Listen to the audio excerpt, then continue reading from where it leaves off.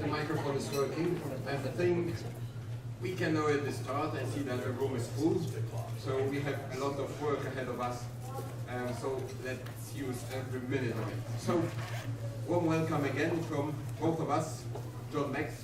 John is from the National State Courts Training Institution, so representing the American experience and expertise in judicial training.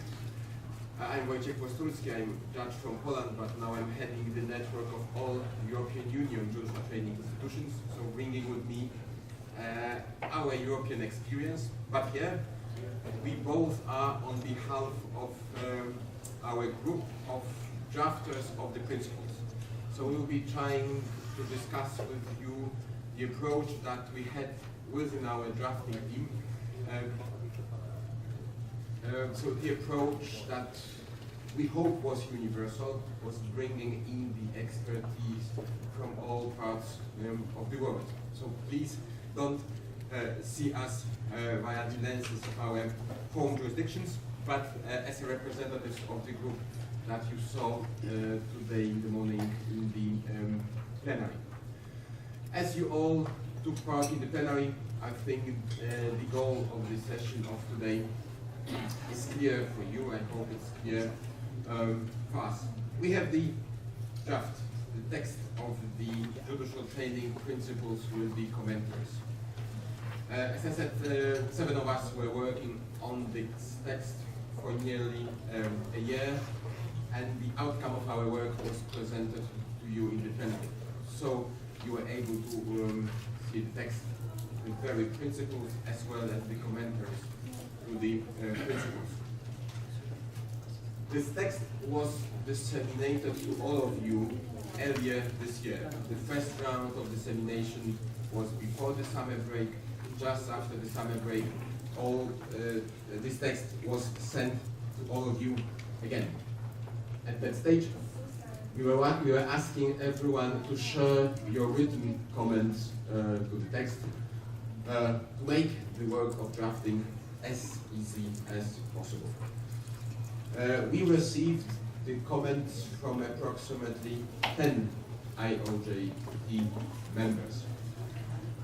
So we've received the comments from Australia, from one of the colleges of Australia, from one of the institutions from Brazil, from Denmark, Japan, Mexico, from Pakistan, one from Punjab, from Pakistan, from Panama, and from Singapore.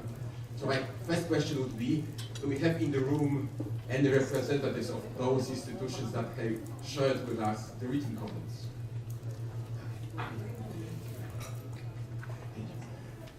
So I guess on the other side, different rooms, not all these institutions are represented. Why do I ask?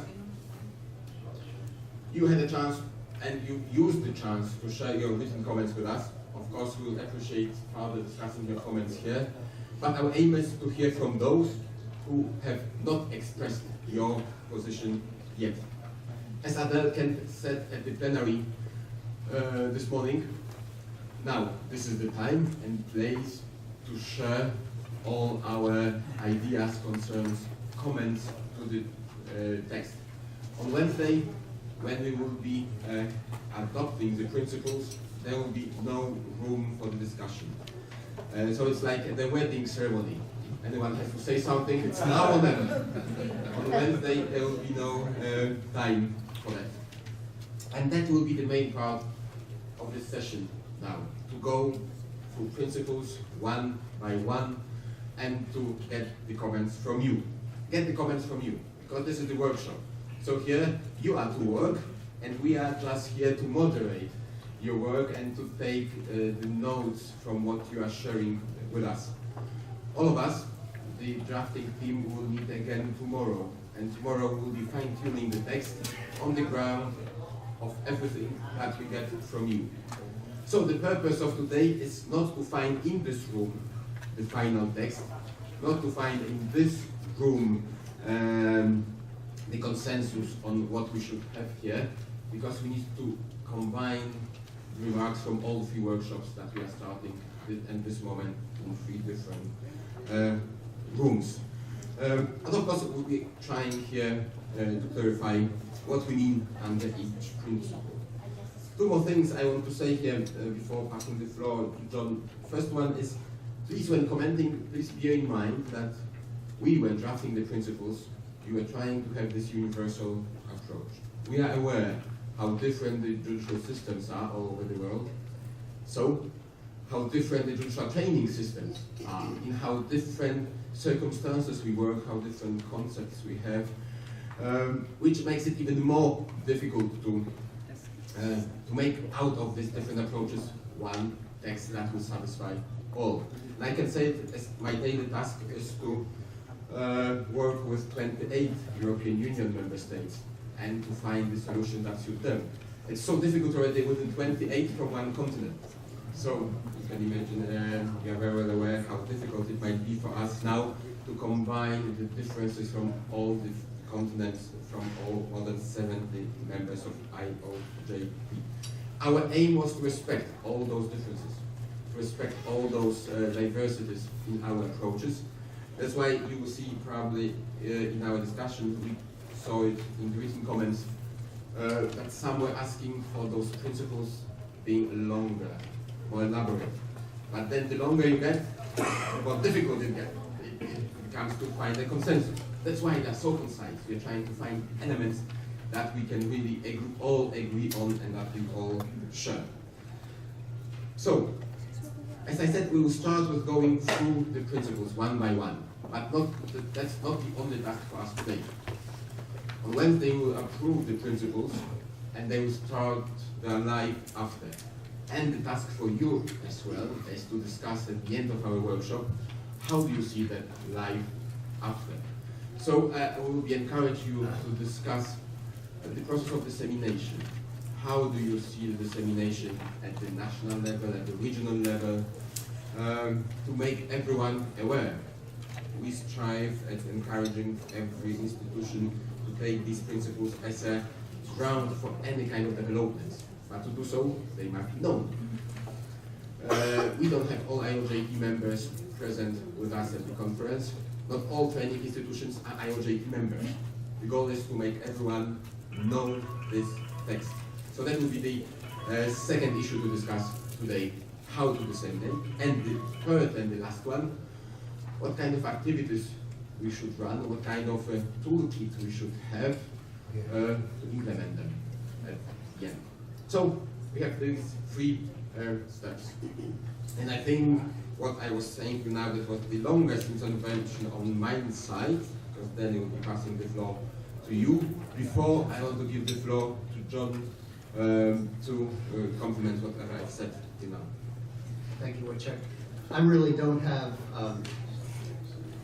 anything as an overview to add to what Wojciech said. I agree with everything. The one thing that I will mention is the organization of the principles. And so on pages 1 and 2, you have the principles only, excluding the commentaries.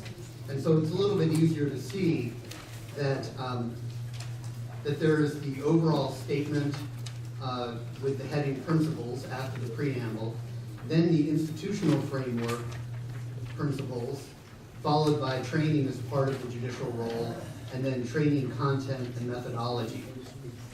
And the observation that I'll make is that there is some repetition in language, especially in the commentary, and I think that that's okay. I don't think that I'm kind of going all the way to the other end, from overview to a very specific comment about the principles themselves from my perspective, having been involved in writing them. That I don't think that that the repetition that I see needs to be cleaned up. I think that the repetition is based on the fact that there are aspects of the principles, for example, that apply to the institutional framework and to the judicial role and training content and methodology that are all related to the same thing. So for example, funding is related to the institutional framework. Institutes need to be funded. It's also related to training as part of the judicial role, because judges, as part of their judicial role, need to have the funding and the time to attend education programs. So if you notice as you go through, you probably have, you're unlikely to be as familiar with these as Wojciech and I are, so you might have that kind of revelation that there's some repetition. I would say that it's not a lack of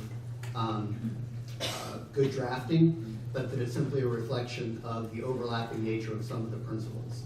So that's really all that I would say before we get into comments. Thank you very much. Do you have any comments to what we are to do here about the form of our work? Or is everything clear? So we can move with the slides. Can we have the slides on?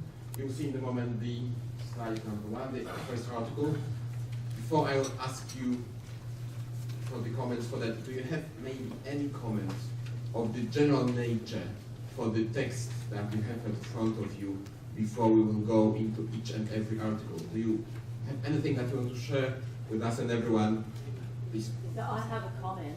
And if I could ask, sorry everyone, just to introduce yourself when speaking, it will be easier for us to... Chief Justice of the Australian Capital Territory, so I'm from Australia, Chair of the I'm Chair of the National Judicial College of Australia. I want to query the expression judicial training. I think training is an inappropriate word. I think development is far more appropriate.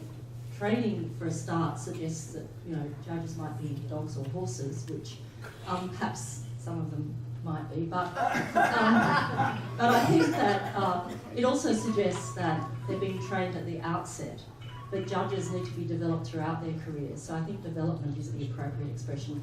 I recognise that this organisation is the organisation of trainers, so perhaps that might also raise whether the title of the organisation itself is advisory review. Thank you for this comments. Any other of the general nature? For this, of course, right now, if I can share that we've noticed that it was discussed, and when we are on different activities all over the world, we see the different words: training, development, education, cultivation. There are very many useful, and there are very many arguments for each and against each of them. Here, we cannot forget that we are the IOJT conference, so our organization has a training in its name. So again, that's a reflection of this diversity, that we should look at this word, bearing in mind different notions used in different parts of the world. But of course, we take the due note of this comment for our discussion of yesterday. Any other general comment that anyone would like to share? Let's move to principle. Oh, I think there was. Yeah, I was just Oh, wondering. I'm sorry, yes. I'm from Jamaica. The rule of law, the fundamental judicial independence. I was just wondering if we just as we have the protection of the rights of all people, if we could have the preservation of the rule of law or the protection of the rule of law. The preservation of the rule of law and the protection of the rights of all. Thank you.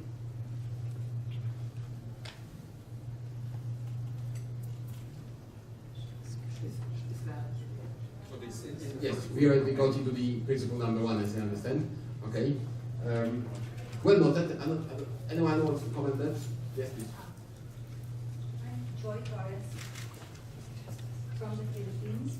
And to what she has, for the comment that she gave, maybe we could also include fundamental to maintaining judicial independence and observance or recognition of the rule of law. Thank you. Thank you very much.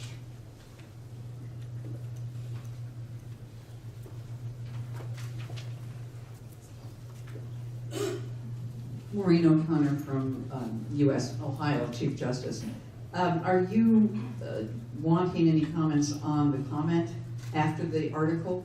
Yeah, we can combine both. I think sometimes it's not possible to draw the line between the comment to the very text and the commentaries. Okay, the comment after, it's the first subsection of that comment, a set of institutional arrangements so that the judiciary as a branch of government is free from improper interference. Why do we need the word improper? It should be free from interference altogether. Seeing N as improper. So cross out improper, it just should be free from all influence. And I think that that same word is used in the comment to two, and that would be my suggestion. Are you suggesting interference or? Improper, strike improper. No, I understand, but influence, using the word influence instead of interference?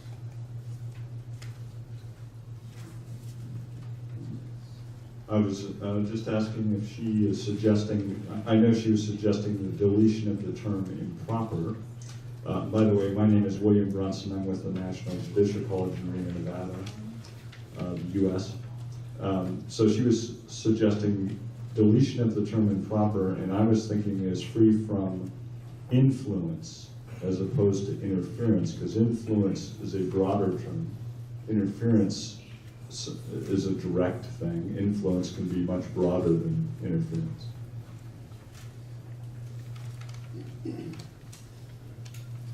Thank you for that. Okay, so if we were to use influence instead of interference, then we would probably keep undue or improper. Yes, you would.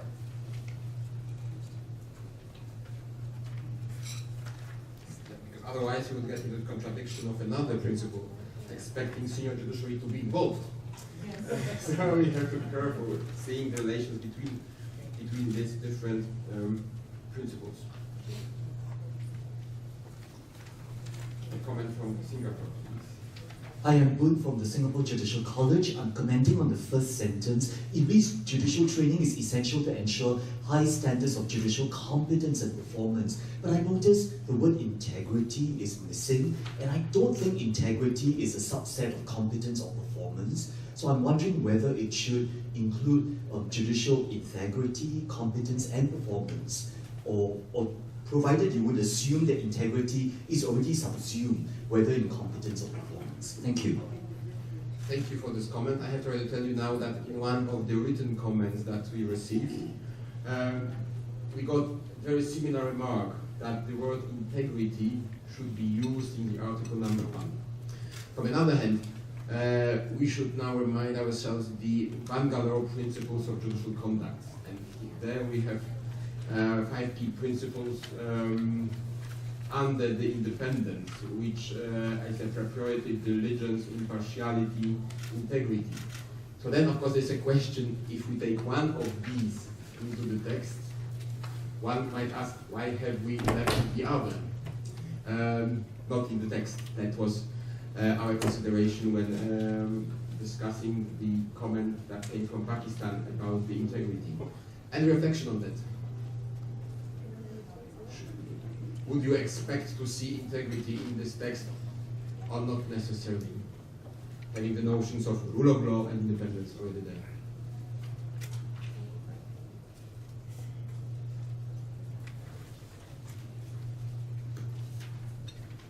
If the concern is to use one of the words that it's already found the Bangalore principles, the other way is to generalize it, and we can change it to ethics. So for example, it could be high standards of judicial ethics, competence, and performance. So that will not run into the confusion of whether we're assimilating one of the 6 principles in the Bangalore Code and not having the others. So judicial ethics could well cover the aspect of integrity and all. Thank you. Thank you very much for this proposal. Well taken. Oh, yes, What please. to second what was just said from Singapore? Using this. I'm Huma Chugtai from Federal Judicial Academy in Islamabad, Pakistan. I second what our colleague from Singapore has said, that we should integrate the word ethics, because that's also very broad and includes and very inclusive. Thank you. So I believe now with this proposal, with these comments, as I said, we are not now to draft the final text, but we have all your comments on the principle number 1. Let's look again for the last time on the text on the screen. If there are no comments, we can move to the article number 1, principle number 1, that is opening the chapter on the institutional framework. And this one is about the reflection of the independence in the process of training, I'm used to using this word, training of the judiciary. So, Professor Hoppe, please. Yes, my name is Smoky Wanjala. I'm a judge of the Supreme Court of Kenya. First, generally, I think these principles, the drafting team should be commended. They're very concise, simple, and clear, and I hope we will not divert from that. Keep them simple, short, the way they are. Now, I have a problem with the opening words. To preserve judicial independence, the judiciary should be responsible. Is it that to be able to preserve judicial independence, the design, the content and delivery of judicial training should be in the hands of judicial training institutions? I think that the statement of the judiciary training institution being responsible should just be that. I don't think that the main aim is to preserve judicial independence. The assumption would be that any externally driven judicial training would threaten judicial independence, which I think is a wrong assumption. Judicial independence is already embedded as a principle in the bundle of principles. And I don't think that the threats to judicial independence necessarily come from external designs and content delivery of training. So my suggestion would be that we simply state that the judiciary and the judicial training institutions should be responsible for the design, content, and delivery of judicial training. And we leave out to preserve, because that would give the impression that that is the sole aim.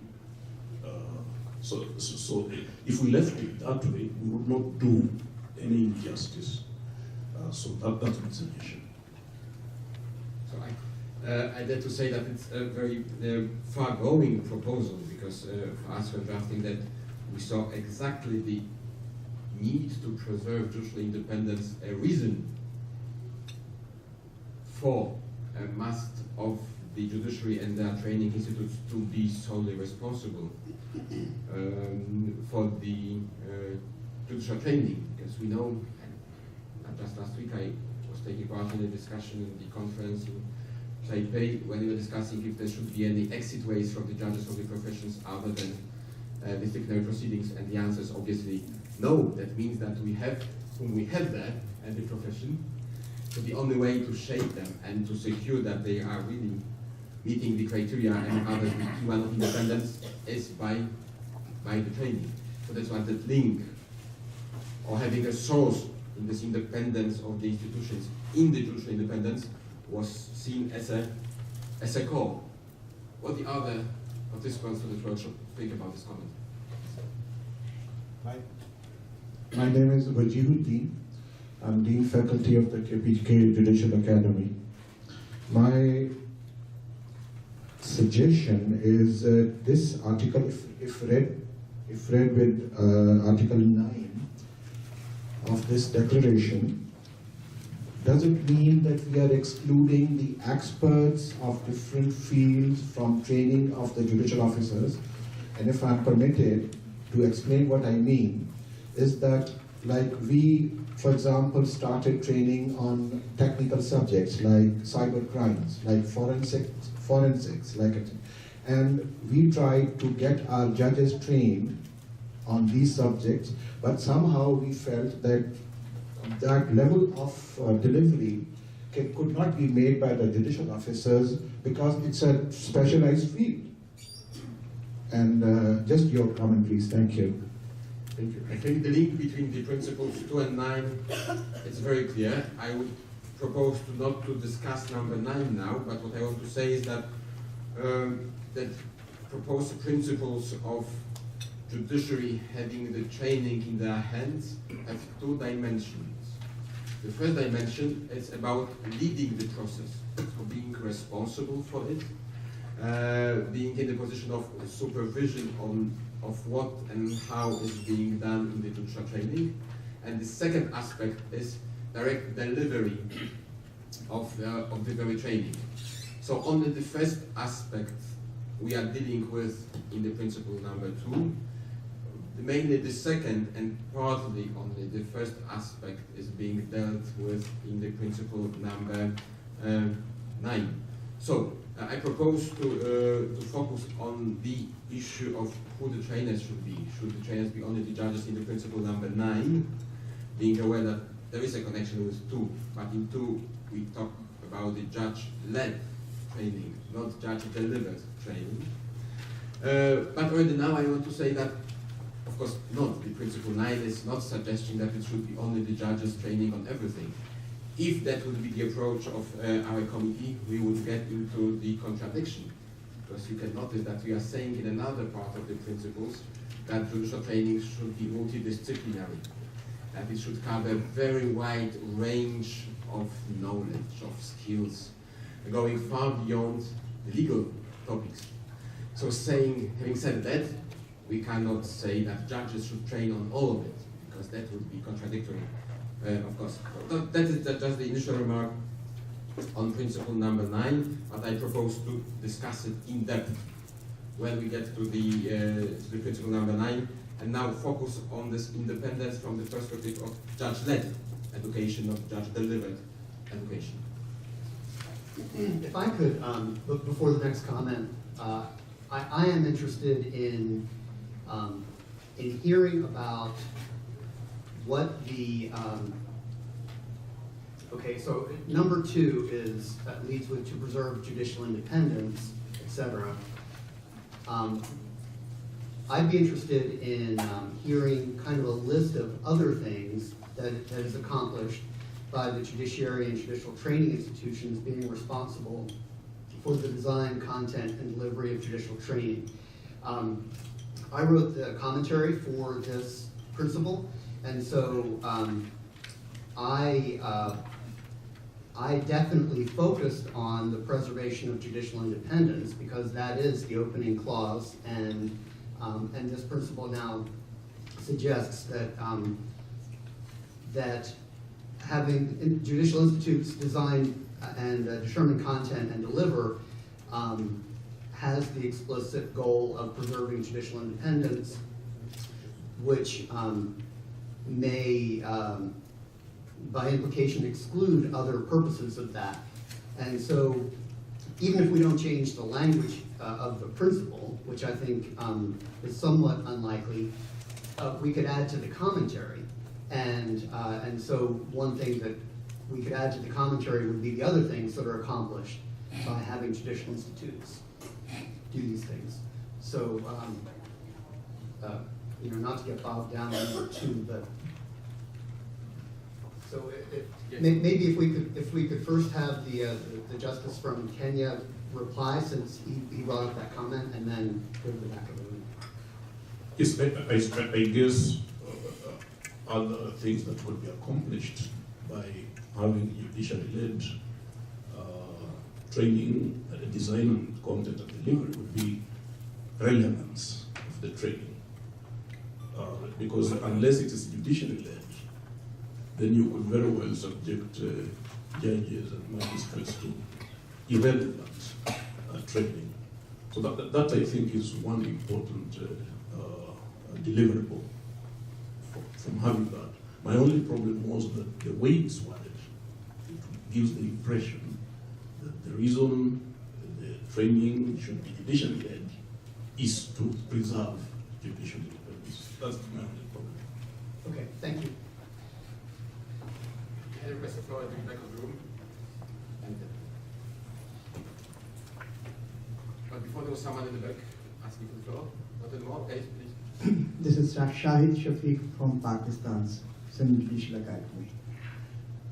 In Article 2, the word training institution should be responsible. Words training institution have been shown. May I suggest some role of IOGT and like organizations for developing some specimen or some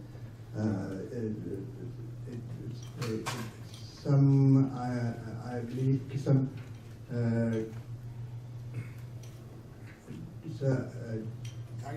guidelines for rest of the academies to follow. Is it possible for the IOGT or like organization to provide some, to develop some curriculum or some manuals having best practices so that the judicial training institution may observe and may follow that? Thank you. Of course, I believe that the principles are not a room for inclusion of such for sharing such an advice or such a details on how, details from the perspective of principles, on know-how in interior judicial training, but I think by principle that is the goal of IOJT. So sure, all we do at our workshops that will start from after the lunch is exactly to try to share between ourselves this kind of the advices on the things that you've mentioned that we should benefit one from another. But shall I understand your comment that it should, the need for that should be anyhow reflected in the principles, in the commentary to the principles? Do you have any concrete proposal how to instill your proposal into the text that we are discussing?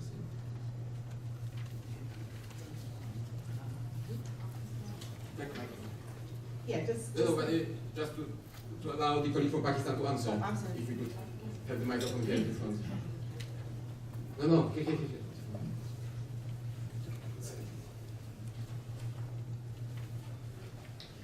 When you are using training institutions, the word training institution in these articles, at the same, you are fixing liabilities to the training institution for designing contents and delivery of judicial training.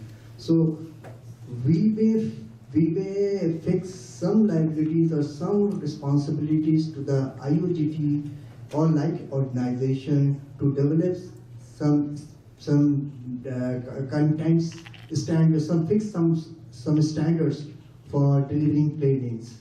For instance, there are many issues such as cybercrime, forensic sciences, and the criminal justice system. They may develop some material and contents, training contents, and they, with the help of international organizations, may choose a particular jurisdiction and may work and design certain materials. That material may be useful. For instance, if I say that English system followed in UK, maybe some contents may be designed by noticing their system, and that may be useful for other countries who have similar judicial system. For instance, if we come in Asia, for instance, Pakistan, India, Nepal, Sri Lanka, Bhutan, we almost have Bangladesh, we almost have similar sort of legislative documents. So once a document is prepared with the assistance of IOGT and the international funding agencies, that document will be useful for other countries. If we talk about Pakistan, so there are many agencies which are assisting us. In my province, 2-3 agencies are assisting us. In other provinces, they are working, but we hardly see some coordination. So perhaps this IOGT may be a focal entity who may suggest some standards. Thank you. To comment your remarks from the perspective of our discussion on judicial principles, we have to say that we tackle the issue of the content of the judicial training in principle number 8 and principle number 9. So there's only a very small room for discussing what the content should be. And I don't believe, of course we can discuss it further when we get to number 8, but I don't believe we can get into details under 8 on the concrete topics, concrete issues that should become content of the judicial training, especially that it can modify when we are employing our process of identifying of the training needs. But this comment of yours can be well taken to the board of the IOJT, how to see the role of the organization and our objectives, not only in light of our statuses, but also in light of what are the justified expectations that one just presented. So thank you for this comment.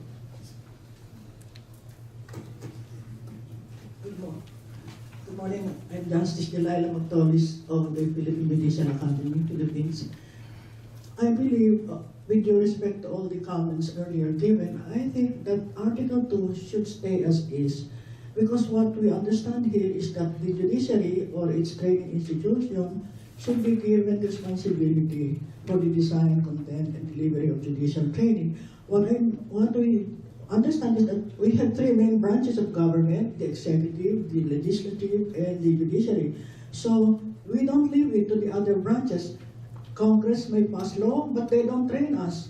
We train our judges on new legislation issued by the legislature, all right, or executive orders may be given by the executive branch, but we leave it to the Judicial Training Institute, which is PhilJA, which should be responsible for all these people. So whatever other things may be stated in the other principles, actually forgive me, I haven't read all the principles, but I think Article 2 should stay as is. That's how I understand this article. Thank you. Thank you very much for this comment, and can I take the last one for the Article 2? Brenda Mendoza from the Philippine Judicial Academy, the Philippine Mediation Center office. Mine is a question rather than a comment. So when the delivery of our judicial training requires or demands a particular outcome, for example, a change in the attitude of judiciaries or judges, do we also need to expect the judiciary as equally responsible for the evaluation of that particular outcome? So would that, is that part of the delivery concept, or should we also include as part of the responsibility of the judiciary the evaluation of the training that it delivers? Before I ask John to answer this question, I want to say that your question is very much linked with the principle number 10 when we talk about the methodology. Over there in the commentary we say that the judicial training is not only the very delivery, not only what is happening in the room, online, depending on the format. Judicial training is all the process, starting from the identification of the training needs till its evaluation. So if we see that as a judicial training process, it means that this principle and the approach that the judges should lead all the process means also that judges should lead the process of evaluation. It doesn't mean that only judges should evaluate the judicial training. Not going into details, we know that currently we believe that evaluation is firstly the assessment of satisfaction, then assessment of the increase of knowledge skills, thirdly the impact on our daily practice, but fourthly the change in our countries, in our societies. So if there is a high satisfaction from the work of the justice services in general. So of course the process evaluation might involve very many actors, but it still, as a part of the judicial training, should be judge-led. So it's covered this way by the principle number 2. John, any comment on it? Well, I'll just say that the written comments that were submitted included some comments about evaluation, which I think were similar to what you've just said, which is that we could highlight the importance of evaluation by adding to responsible for the design, content, and delivery also include evaluation. And so there were a couple of institutes that had that opinion, and then there was the opposing point of view, although all submitted independently, that that because of the difficulty in conducting evaluations of judicial education programs, we may not want to highlight to the world, to our funders and others, what our evaluations often consist of, which fail typically to demonstrate a return on investment. And so I became, when I read those comments and I hear you, I think that keeping evaluating, the importance of evaluation in the commentaries, in my opinion, probably the way to go, because we need to acknowledge the importance of evaluation, but not also highlight what is viewed by some as a weak aspect of administration of judicial education. Thank you very much. Can we conclude our discussion on principle number 2 with this? Yes. Let's move to the third one. Very short in the text of the principle, very long in the commentary. As you can see, the commentary is focusing on 2 aspects of it. Firstly, the so named in the text promotion, so the role of the judicial leaders, senior judiciary, in encouragement, creation of space for the training, and the second aspect, more direct involvement of the senior judiciary and leaders in very development of the and delivery, of the judicial training. That second aspect, again, is close to principle number 9 and partly 2. So the fact that the judges should be the trainers themselves, but let's not focus on that exclusively. So bearing in mind those 2 aspects of this article, please share with us your comment. From Brazil. Hi, good morning. Marcelo Ribeiro Dantas from Brazil. I'm from the Board of Governors of IOJT, and I'm the next chair of a federal judiciary school in my country. I have a problem with this, the text of this article, because of difficulty in translation to my language. The name senior in Portuguese is something like the elders, the most ancient, etc. And I wonder if this word senior should include the retired judges, because I think they should have a role in all this. I totally agree with the article, but I just want to bring this topic to discussion. The retired judges, can them contribute to the judicial training? Thank you very much for this comment. Indeed, Given their experience, etc. Indeed, given the developments in the last years, when we moved from the situation that usually seniority in justice was both by age and by the procedural structure, you observe in very many countries that it's changing. You can see quite young people at senior positions. It's not only in the judiciary. When you observe in the European Union having the presidents of the prime ministers much under 40 or even recently under 30 years old. So it's in every branch that the concept of seniority is changing. The authors of this were rather meaning, of course, not the age, by the seniority within the judiciary, and you cannot see any reflection to the retirement. And I think the common feature of most of the system is that once you are, with of course some exceptions that we know, that once you are appointed for the judicial position, you are appointed for life. So at some stage you stop serving, but you are still a judge, bound by the deontological rules, by the ethical requirements, etc., etc. So you have to preserve your dignity, your way of living, even if you are not on the bench anymore because you are retired. So the seniority never stops. It starts at some stage and stays till the end. Because for the second aspect of this principle, where the senior judges, leaders should be involved in the very training, delivery of the training, here the commentary is not going into details that you were discussing, because for example in Europe we have one of the principles saying that those involved in the training should be all the time involved in the service of justice. It means once you are retired, you lose the contact with the bench, then you should not be that much involved in training. But it is not reflected here, so we left it open, believing that it's quite detailed and too different between different regions. So, but do you have any concrete proposal of anyhow mentioning the retired judges in the text of the commentary? I understand. No, so we can move to Liberia, please. I'm sorry, from Liberia, Judicial Training Institute Acting Director. I was just looking at the second paragraph, where you use weakness and simply for poorly performing, knowing who judges are, especially as a trainer. I would take the word poorly is a little bit harsh, and I would suggest we use underperforming judges so that they will be able to reflect our judges. That's my suggestion.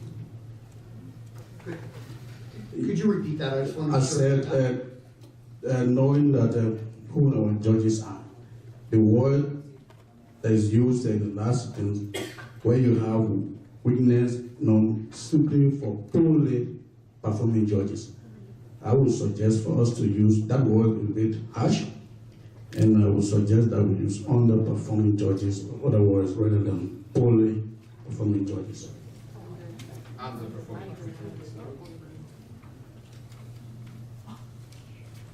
Indeed, our aim is not to offend anyone in the text. May Okay, so we can change the order, please. The word senior judiciary is a little bit confusing. So instead of senior judiciary, we may write apex courts, because they apex courts judges or apex courts, and the word support is ambiguous and not so clear, vague term. So support in what sense? So this word suppose need to be changed. Word senior judiciary may be substituted with word apex courts, and the word support needs to be substituted with some suitable word. Because support in what sort of support? Support in terms of money, support in terms of tactical assistance, support in terms of referring judges to the judicial academies for training. What sort of support? To comment on that, what can I add to what we already said about the meaning of seniority?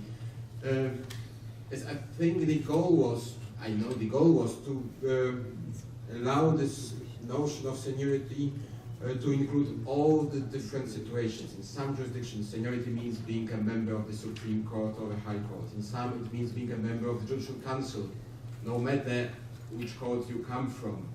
In some means that you are respected because you are in the judicial associations, etc., etc. So there are very many positions and circumstances that can make a judge being seen as a senior in the given jurisdiction. So that's why narrowing that to naming that this is senior judge of court of that level, etc., would jeopardize this universality of this text. And then, what do we mean by the support? How to answer that? All the commentaries about that. All the commentaries exactly about how we understand support. Now there are two aspects: promotion and involvement. Promotion means encouraging judges to whom you are senior to take part, to allow them having a space for taking part, means considering participation in the training in the promotion system, encouraging the institution to perform better, to be in a position to deliver. And the second aspect, obviously, it means that the seniors should be involved in sharing their experience, expertise by direct involvement in the delivery. So answering your question, that's exactly what we meant as support. We had a very long discussion on that very word, to not to use the verb that would mean that all the senior members of the judiciary are entitled to have a direct influence and supervision on the judicial institutions. That depends on the system. So that's why the word that after the very long debate in Ottawa, the word that was the verb that was used was support.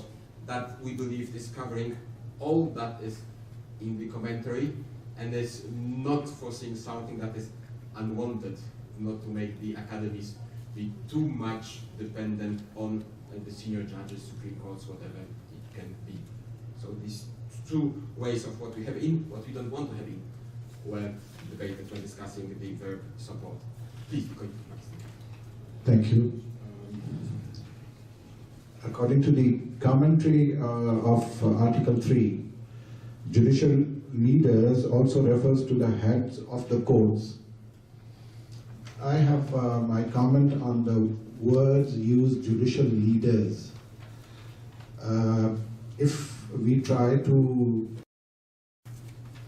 make a suggestion on the construction of this sentence, to my mind, judiciary, senior judiciary, or the apex court word used by my brother Shahid, I think if we omit judicial leaders, the senior judicial apex court would serve the purpose. Because leaders, the term leaders is more towards the political side and not towards this judicial institute that we have, judicial sector that we have. Thank you. Again, I think I recall our discussion on that, why we decided to have both the senior judiciary and the leaders. That whom we meant were mainly the presidents of the courts, and not necessarily the chief justices and the presidents of the high courts, because they are already under the notion of the senior members of judiciary. But we have in very many countries very numerous courts, first instance courts, where the leaders, not being seniors in the whole structure, have a lot to say about the training. They are to decide if the members of their courts can go for the training for a day, a week, or whatever. So not being in the seniority of all the judiciary of the country, they have their leading roles that can influence the access for the individual judges to the training, or that who can find a position to deny such an access. That's why we've proposed this differentiation, and that not all the leaders are the senior members of the judiciary, and vice versa, it works as well. So that was the meaning behind. How do we leave our leaders and seniors with these comments that were taken? Yes, let's move to the principle number 4, which is about the support that judicial training institutions, when independent, should get from the other branches. So the first part of the article number 1 is very much linked with the principle number 2, whereas we can see as well the connection of the second part as well with just discussed principle number 3, because we are saying that the seniors and leaders should be entrusted with the role of allowing the access to the training, but that is also in the hands of other branches. So the execution branch, parliament sometimes as well. So 2 aspects of principle number 4, and please show us what do you think about it. Do you see any need to comment it? Do you have any proposal to change anything, to add anything to the commentary? It seems that we've done perfect work with the principle number 4. So before you change your mind, I'll move immediately to number 5. Number 5, please. When you talk about members of judiciary, what does it mean? The members who are working at district level, the judicial officers who are working at district level, or the judges of apex courts? Who? Each and every judge. Each and Everyone every that should be a subject of the long life training. Right. So we are saying that we have this initial induction training and the in-service training. This is focused on the in-service trainings, everything that we undergo to develop ourselves. In most of the countries, the training of judicial officer is termed to the training those who are working at district level. And it is presumed that the judge of apex court does not need any training. So perhaps we need to elaborate whether we are covering and considering all the members of the judicial system, or mere we are talking about the district level judiciary. Thank you. The answer for that is yes. We mean here, of course, all the judges, no matter at which level they are, and this is further elaborated in the commentary to another principle. We have a principle saying that judicial precedent principle, the free one. No, there's one principle mentioning that the initial or induction training should be obligatory, as well as the judges should have a right and duty to undergo the in-service training. In the commentary to that principle, it's clearly said that there is no stage in your career where you can say that you know enough. You are never senior enough to not to undergo the training. No matter how highly structured you are, you should always be open and eager to be trained. This is in the commentary to that article, so that come back to that in the moment. But it obviously means that in principle number 4, we mean all the judges, from the very beginning of their career in the first instance court till the supreme justices. Training should not be seen as the offense, as the fact of undertaking the training should not be seen that we admit that we don't know something, and it should we should not be afraid of admitting that we don't know. I think that should be the core of us. In the comment of the precedent principle, we have all judges, including the most experienced and highly skilled, who, given their position in the judiciary, can show that training is neither a sign of weakness nor simply for poorly performing judges, but rather an ongoing necessity for every judge. So the thing is very well explained. And indeed, this is the answer. The only thing I question in that is all states and countries. Why not only all states? That's mainly the reflection of the diversity of the system. In the federal states, if we use only the notion of the country, then in the federal structure there might be some misunderstandings, and vice versa.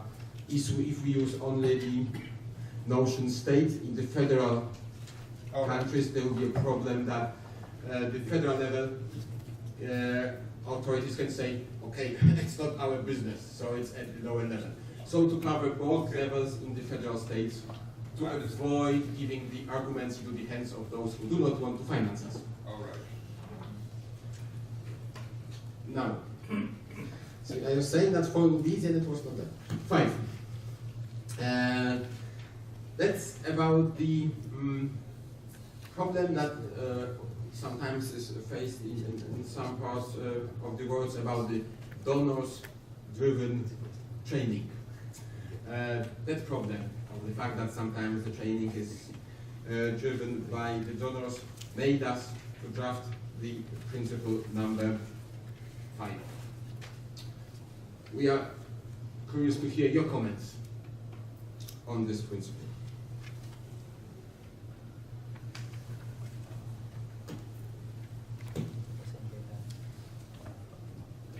I'm Tony Poon from Hong Kong.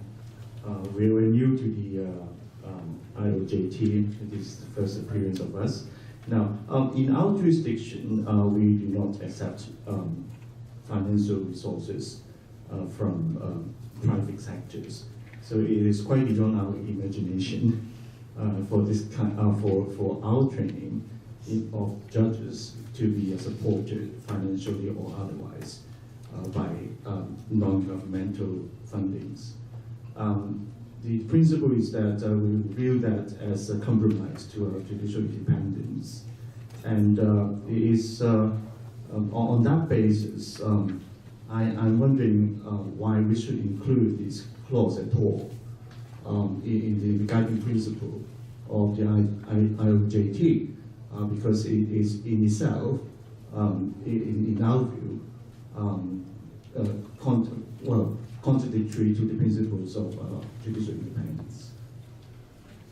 Thank you very much. Welcome at IOJT. This is the first one. Indeed, when we are looking at other documents that are then mentioned in the plenary, like our EU principles, Canadian principles, we didn't have it, such a principle, because we were not seeing any need of having that. It was self-explanatory when saying that the judicial training should be independent. But there are very many parts of the world where, unfortunately, despite the declaration that yes, indeed, judicial training is independent, the reality is that the training is donors-driven. That's why we've, after lengthy discussion, decided to devote a special, to give a special room to that issue, to secure that we will not have a situation that we have the training institutes perfectly shaped in the lines of our principles, but with a very limited budget. And most of the processes of judicial training are happening outside. Donors, we are having such an example at our discussion that some foreign banks are coming and offering the training on banking law to the judges. We can expect what will be the content of the training, how to read the law by the judges in favor of the banks. So not to create the principles that we create an ideal world that is too far from reality.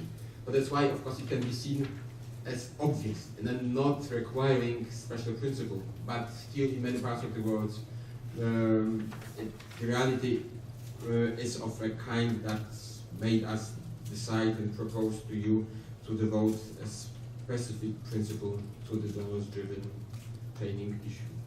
So, but I hope that having that, of course, is not changing the main principle, that there is the independence, just a bit of elaboration of one aspect of it in the principle.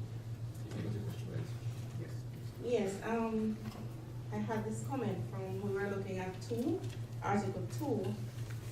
Oh, I'm sorry, I'm Marvin McDonald Bishop from the Judicial Education Institute of Jamaica and the Court of Appeal of Jamaica. You have here, we go back to Article 2, which I think is connected to the article we're now examining. And it's a comment: judicial independence requires freedom from undue influence over judicial training. My query is if the word undue is used deliberately or intentionally in contradistinction to outside influence. Because when you look now at the article under consideration, is it that if we have donors, they can influence us provided it's not undue influence? So I'm wondering the word undue, and under Article 2, the comment should be replaced with outside, so that it would ensure that even if there are donors, we are not influenced in an adverse way or in an undue way. So before I ask John to dwell on the linguistic specificities, I'm not a native English speaker. Yeah. What I want to say is that indeed we could be more strict in principle number 2. But then, in the context of principle number 5, it could put in jeopardy all the assistance that is in very many countries necessary to have judicial training at all. So it would be too strict with limiting that there should be no any external influence, even by the means of founding. Then very many IOJT members would be deprived of any founding. So the aim was like to balance these two, that the founding cannot be turned into the undue, as we understood it, influence. So it's welcome, but it should be managed under the principles by the judicial training institutions. All that I would add is that for principle 2, I agree with Wojciech that a lot of times there are outside influences that are appropriate, maybe advocacy organizations, or well, I'll give you an example. When I was the director of judicial education in the state of Ohio in the U.S., there were very often organizations that would advocate for mandatory judicial education in certain topic areas. For example, domestic violence, alcohol and drug abuse, in our case, the death penalty, capital cases. And so there would, my strategy as the director of our judicial college was to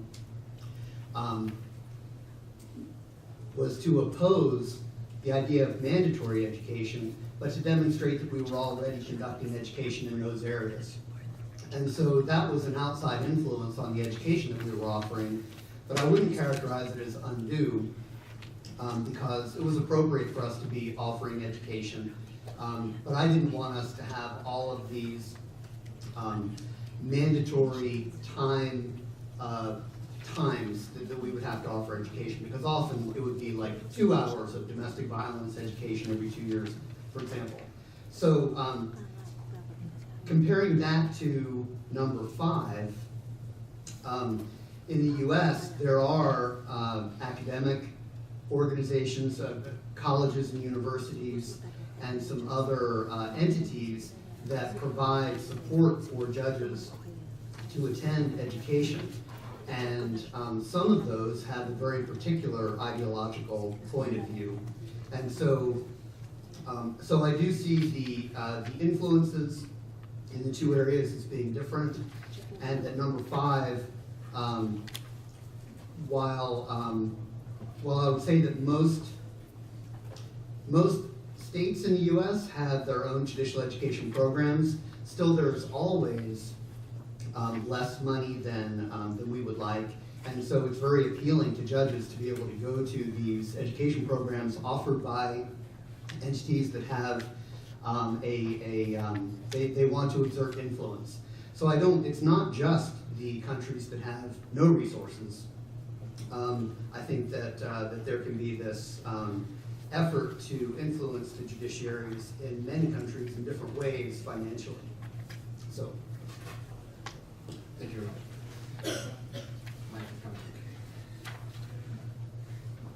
Yes, I have some further comments. The President's drafting of Article 5 is a general statement, and I don't have any quibble with that. My particular concern is in the commentary, where it states positively that in addition to their own resources, judicial training institutions can receive financial support. For this particular statement, it is not applicable to our jurisdiction, and I'm wondering whether we could qualify in some way this positive statement such that it can be applicable universally. I think saying nay, to acknowledge the reality. Yes, that can be an option. So the proposal would be to soften it, but not to get rid of it. Because of course here, you cannot forget that we mean here international organizations as well, like UN financing judicial training, European Union financial judicial training.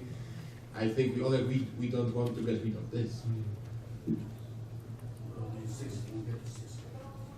Okay, understand we are ready to go to number 6. Thank you very much for that. Number 6, I believe we will deal quite fast with it, because we've already discussed here 2 aspects of it. It's about the training being part of the regular working life of a judge. So there are 3 groups of the actors involved. The states, that should make it possible that judges have the time and their work is organized by law in a way that there is a room for the training. So that is as well reflected in principle number 4, that we have already discussed. Second group are the leaders and the seniors. It's their responsibility as well that all the members of the judiciary can undertake the training, and we have discussed that under the principle number 3. And the third aspect, not discussed yet, is us, the judges. That is also our responsibility to be willing to apply for and to take part in the training. So I believe we can now limit our discussion to the third aspect as the other 2 were covered. And please. Yeah, this is also a suggestion. I think that if you have it as it is, where you say judiciary, members of the judiciary to undertake training, will be a little bit left with them to decide to do so or not. To follow that, they say each member of the judiciary should have time to be involved. In most cases, especially when it comes to judges, in our own situation, they will all attend if the Supreme Court or the Chief Justice mandate them to do so. So in my mind, I would suggest that it should not be their involvement, but rather it is the right and responsibility of all members of the judiciary to attend a mandatory training. Each member should be taken off as part of their normal judicial work. Let me go back again. It is the right and responsibility of all members of the judiciary to attend a mandatory training as part of their normal judiciary work, instead of giving them the opportunity to say each member of the judiciary should have time to attend. They may not. In most cases, we have had those challenges in our country. Thank you very much for this comment. The question of obligation to undertake was very much discussed. I think this is the process. More and more countries in the world are foreseeing the training being obligatory, but still in many countries it would be the undue influence on judicial independence, that it should be still in the hands of the judge. That's why we're trying to balance these 2 approaches, and we decided not to mention that the training should be mandatory, that the obligation should rather come from the inside, from ourselves, than from somebody else telling us, you have to take part in the training. So that's why you cannot see that mandatory that you propose in the text. What other colleagues think about the proposal and the approach that we have here?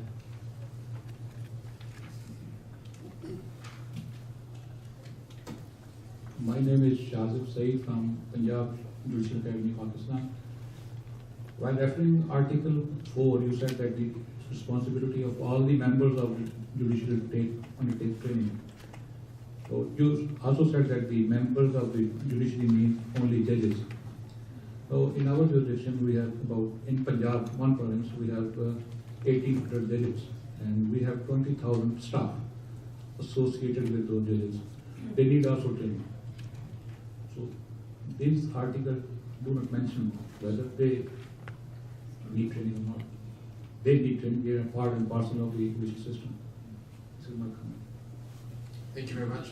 And in our jurisdiction, this is Sindh, Pakistan. In our legislation, we give opportunity to the members of the bar to have training program in our judicial system. So this limit, but here we are limiting. And I think there will be comment following yours before we try to. Thank you very much. Just in order to add, we are from the Khyber Pakhtunkhwa Judicial Academy, and as pointed out by Mehmet brothers, we are focusing also on the training of not only all the stakeholders, but also which includes lawyers.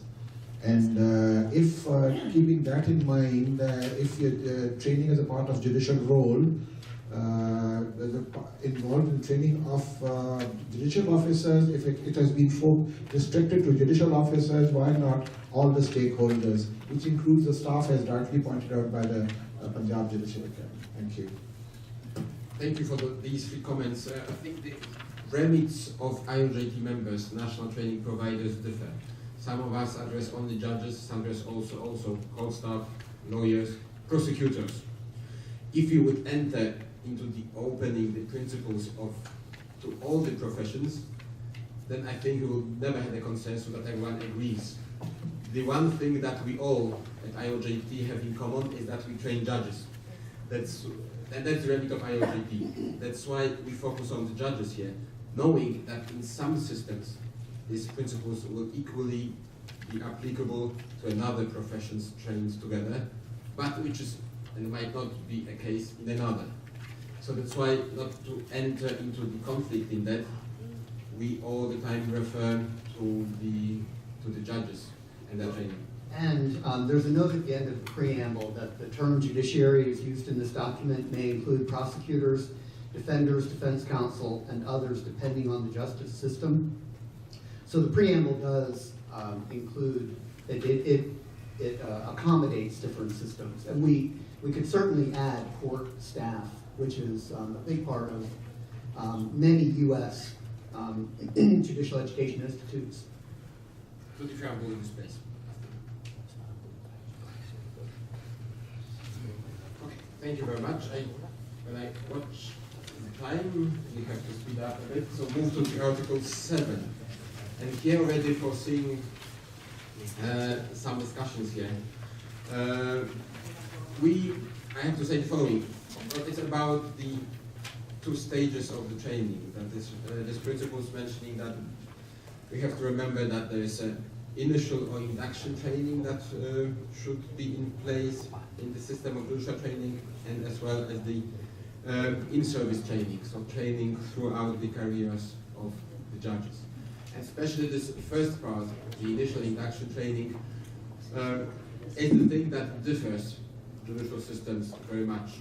Common law systems, they have it to the very limited extent. It's rather induction training, usually a very short one, just to prepare those experienced to perform the judicial roles.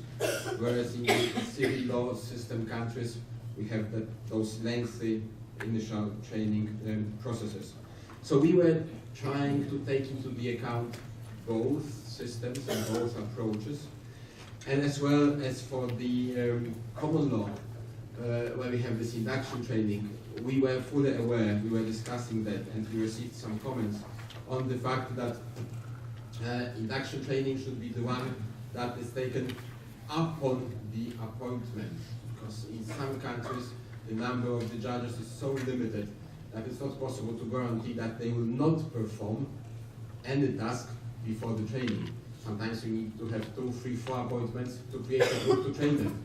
So before they are appointed and they have this group formed to be trained, they already can start performing. So we are aware of all these situations, and we were trying in the commentary to reflect that we are all aware about these modalities, and they do not change the principle that this process is required, but it can look differently in different member states. So here I wanted to say it for the sake of clarification, because I believe some of you could have commented it. We are fully aware, and please try to read in the commentary that we see. Are there any comments from you on this principle number 7? It's more of a question. This is Philippines. It's more of a question. But if unpopular is a very unpopular question, but I was hoping that you addressed the fact of assessment and evaluation as an effect of training. Is there any way by which you, because you said as a commentary the fact that in some countries judges are appointed for a lifetime of being a judge. And so you might train them forever, but are they using it and understanding it? Was there any way by which we can assess or evaluate the ability to imbibe all of this? Thank you. In the principles and in the area of judicial training, we focus only on assessment and the evaluation of the training processes. The issue of evaluating the very judges is separate from the training. It's a part of the judicial systems, of the judicial culture. There are some links, obviously, if there are in place systems of evaluating judges' performance.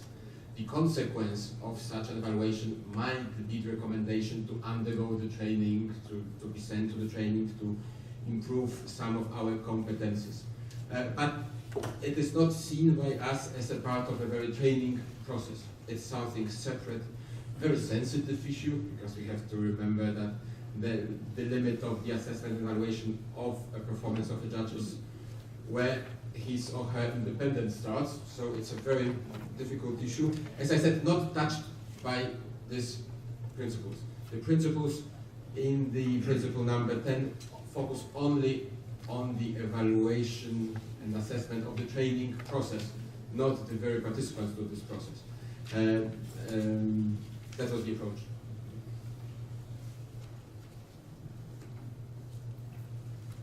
Thank you very much. I use the silence to move. To principle number 8. This principle is opening the last section of our declaration, the section that is focusing on the training content and methodology.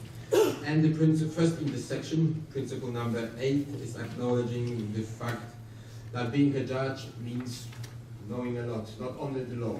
So it's acknowledging the fact that the training should be multidisciplinary. So it should be in the knowledge, legal one, in the knowledge in other areas, as well should be training about our skills, which is called judgecraft in some parts of the world, social contacts, and last but not least, values and ethics. So does such a description of what should we train, so the content, raise any comments, questions, please? Yes, I think it's very comprehensively stated. But I was suggesting that there's one aspect that is missing, the international context. So we can say social and international context. Just that. But would you agree that this international aspect exists in all the dimensions? International law, we cannot forget, the skills that we can share internationally between the member states because the skills are most universal. Social context, you are very right, it's very universal. As well, we have some universal international values that we share. So don't you think that internationality is in all these elements that we mentioned here? At least that was our understanding. So it's not forgotten, but it's embodied in every element. Please. I think this is okay, except that I would like to know whether recent developments, not necessarily in law, let's say in technology, the judges should also know about that. So I think we should include developments in other areas, not necessarily legal or judicial, but that is important for the judges. Indeed, judges are sometimes like a kid sees the frog when it comes to technology, so it cannot be forgotten. But this is technological skill, I think, that we talk about. I see by how many of you are nodding now that you agree that it is there as well, so it's not forgotten. Maybe we have to look at the commentary to have somewhere this word mentioned there, so we take note of it. But the text was not forgetting that. Skills are intended to cover that, and we look at the commentary, how to express it better.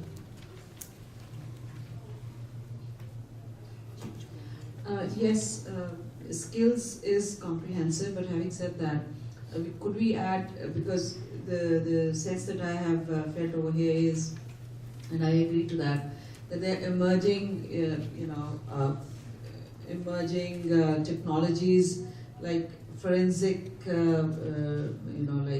digital forensics is also there. So these are sort of disciplines that also need to be, need to be imparted to the judiciary.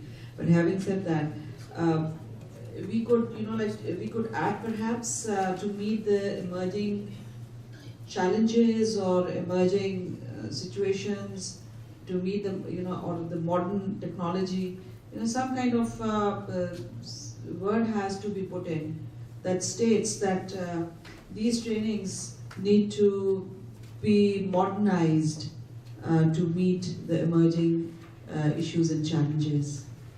So if I get it right, you propose to add this modern aspect to include in it the things that we cannot foresee yet at this stage. Yes. So to open up the principles for anything that might come.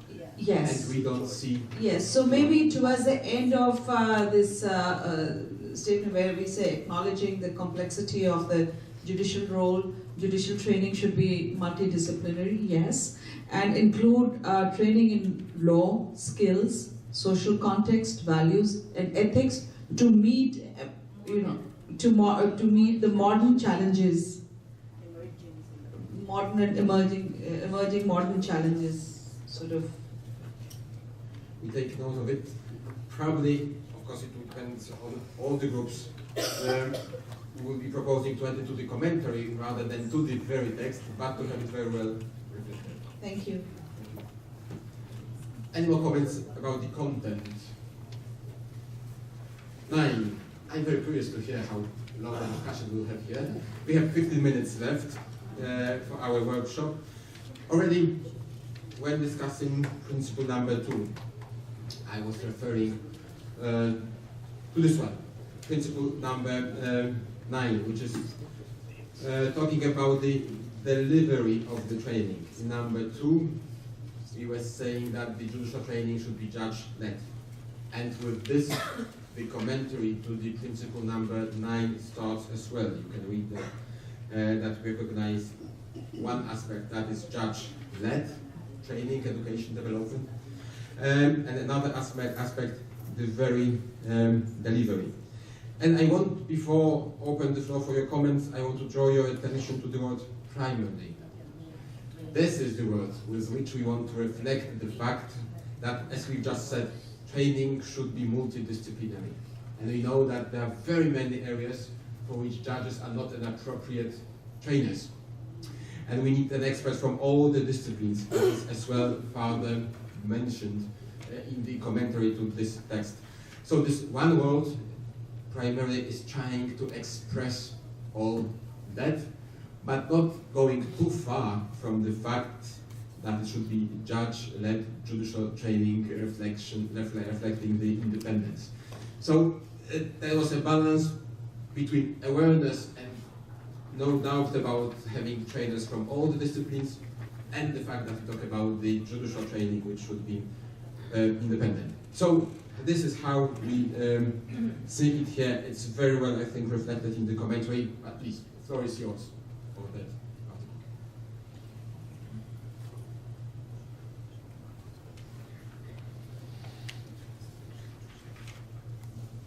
I'm Joy Torres from the Philippines. I'd like to go back to the preamble.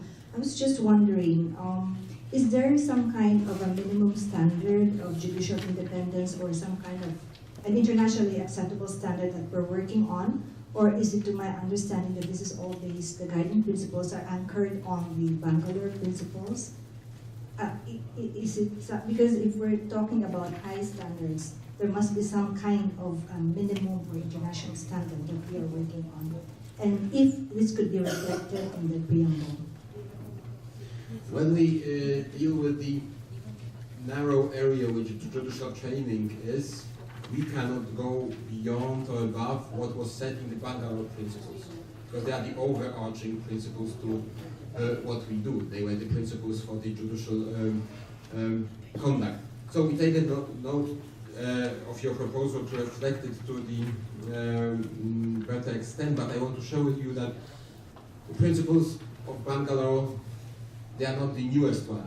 Just very few months ago, we had a meeting at UNODC in Vienna with the group of the authors of those principles and the commentaries, where we concluded that there's time now to look at them again. Not at the very principles, they should stay as they are, but we should look at how to redraft the commentaries to the Bangalore principles, to update them a bit. So it's a side remark now for our discussion. But of course, I believe we all see the judicial training as a part of the processes for which the principles are set in the Bangalore principles.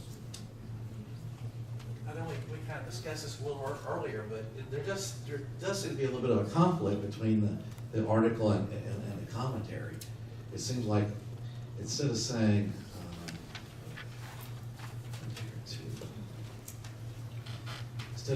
that training should be delivered primarily, it just seems to be better to say training should be led by members of judiciary, because that's really what the commentary says. The commentary says judicial education should be judge-led. But then the room for such a declaration would be before, in principle number 2, where we say, when we focus on the judge-led education, where we say that the training institutions and the training processes should be independent. And here we are more about the very methodology, who is delivering them. So here still the idea was that if these are the content, the subject of the training is of a nature that is a part of the competence of a judge, so legal training, it should be for a judge. We should prefer judges to academics, to other professionals, etc. So that is what was being reflected in here. Indeed, the text of number 9 maybe is slightly opening the door to the others by the use of primary, and the commentary is opening it much more. But this way of drafting the very text was driven by the fact of a will not to go too far away from the text of number 2 principles. So make them be in line, but then explain in the commentary. I don't know to what extent that answers your doubts. We can further discuss it. I am Otilia Bograr from Romania, and I have a question. Does it mean that the training of trainers should be delivered by judges? It's a question because I am an educationalist and I am dealing with training skill development, having working for 10 years now with judges and prosecutors in my country and in the European Judicial Training Network. And I definitely know that this is a very specialized skill. So our judges and prosecutors very much appreciate having the training of trainers methodology course. And so this is why I come with this question. Does it mean that this type of a training is judge-led? Or do we mean that we integrate some way this idea, and not with a negation? Judge-led training does not preclude, but should or may include or can include. It's a different perspective of inclusion and not exclusion of other specialists, academics, or other experts. So, trying to answer that, I believe that yes, training of trainers should be judge-led, not necessarily judge-delivered. Judge-led should be done under the umbrella of judicial institutions. But then, okay, we can open up the debate what training the trainers is. To prepare a judge to be a trainer might mean to train him on legal issues, on the specificities of some very narrow branches, to be able to train on that, and to train him on the methodologies. And so when we are talking about the training, the trainer, judge trainer, on law, this principle suggests that it should be done by the judges. If we want to develop the methodological skills of the trainer judge, it means that this is the area for which we need an external experts. So where this room in the last paragraph of the commentary to that principle. Because judges need the training on skills how to train, because we are not trainers. It would be a contradiction to say that only judges can train on what judges don't know.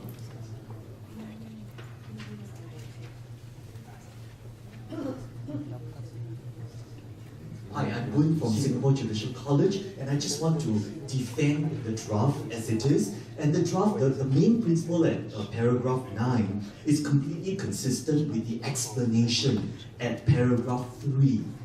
So if you read paragraph 3, it says judge-led training does not preclude the involvement of experts, academics, and the other specialists who can enhance and supplement training, so on and so forth. So this reads very well with the principle at 9 that says that training should be delivered primarily by members of the judiciary. So in response to the question from a Romanian participant, you'll be very interested to know that in jurisdictions like Trinidad and Tobago, their main judicial educator is actually a formally trained school teacher who has been hired by the judicial institution in Trinidad and Tobago to oversee training. So it is judge-led training in the sense that the leadership in the judicial training is by the judiciary of Trinidad and Tobago, even though they do hire full-time specialists from other fields to help to devise curriculum that's judge-led and it's built in with the adult training components.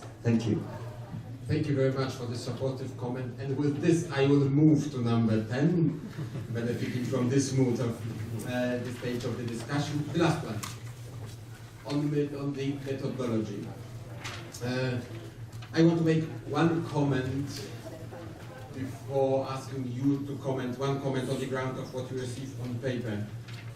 This article, this principle is not about the content. The aim was not to mention anything what should be the content of judicial training, because we got some remarks what should be put in the as a content of the training. So no, the aim was not to mention anything. It's only about the process, how we should identify the content.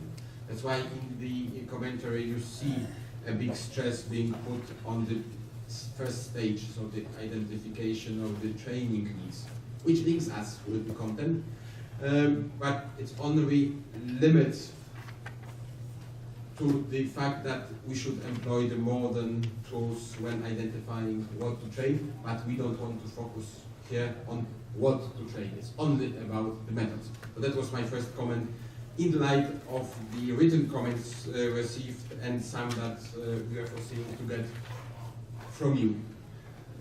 So now the floor is for you. Sir, my question is for my own understanding. The evaluation part mentioned in this rule, by evaluation I understand that the impact of the training to the audience would be assessed. Wouldn't it be proper if we include the difference made on the ground in the long run in pursuance to the training of the resource persons? Not the audience, the judicial officers, I mean. Well, the evaluation, how it is understood here, is this last stage of this Kolb circle. You know, Professor Kolb, he was the first, I think, to be so precisely describing the circle of training. And evaluation was seen as a last stage. And then what is under the last stage, under the evaluation? It's a vast topic. We could not go into details. We could not start explaining the Professor Kilpatrick's approach of these 4 levels of training, etc. But it's all understood by here that it should be thorough process of evaluation, as we name it there.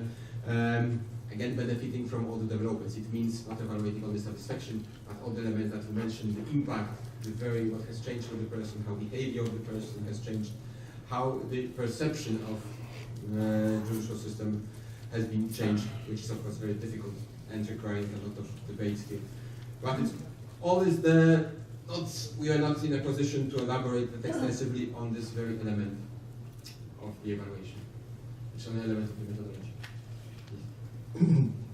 It's very important clause, article, and the word practical has been used. So in the second line, the word practical, it should be practical, implying wide range of up-to-date methodologies. When we call some trainers from higher judiciary or senior judicial judge of High Court or Supreme Court, so most of the time they think that when they are sharing their experiences, this is practical. I have 20 years experience of judgeship, and if I have been asked to deliver a lecture, then I will start sharing my past experiences, and the time will be over. So under this situation, to my mind, I am trying to impart a skill with practical training, but it is not practical training. Practical training should be elaborated here, and skill-based training concept is to be reflected perhaps, because if we use this practical word, then I will be interpreting in particular manner, so another person will be interpreting in different manner, and you are trying to elaborate range of up-to-date methodologies.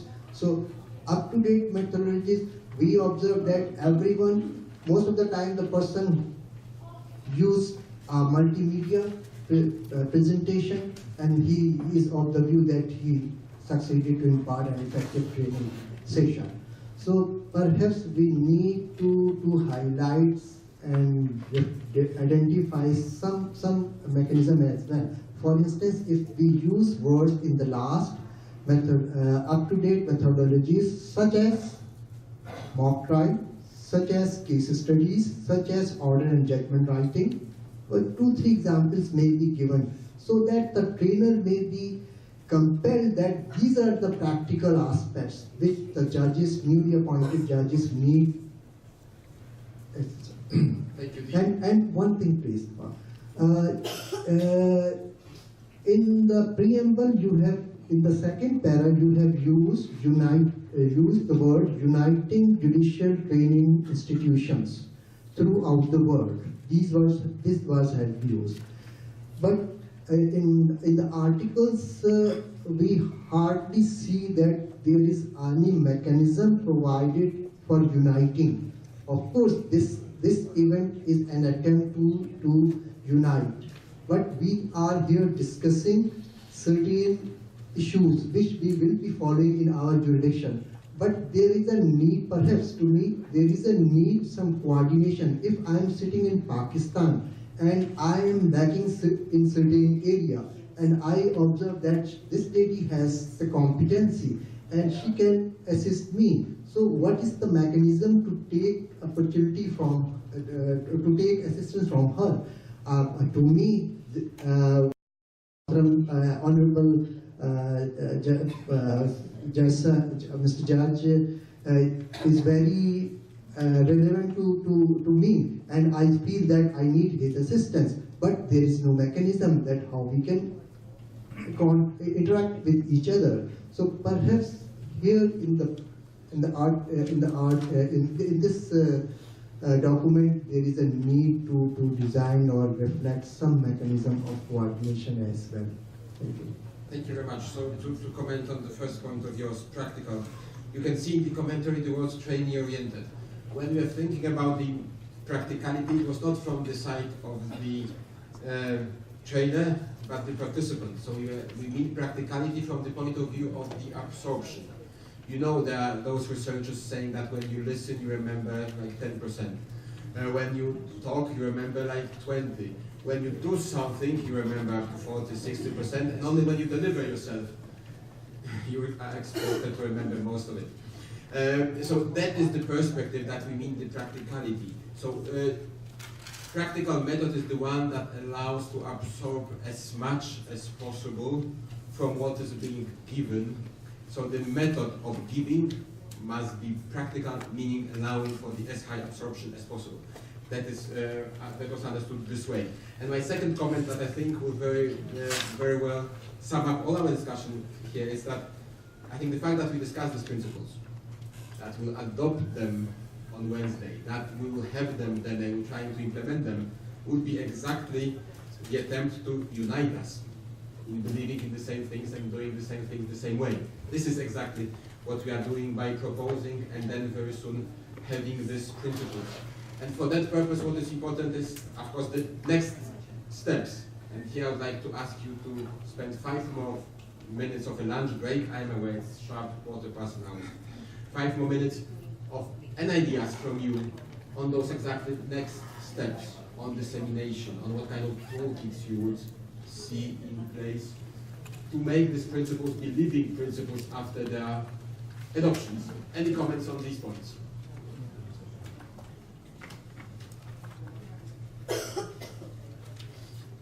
Everyone is very hungry.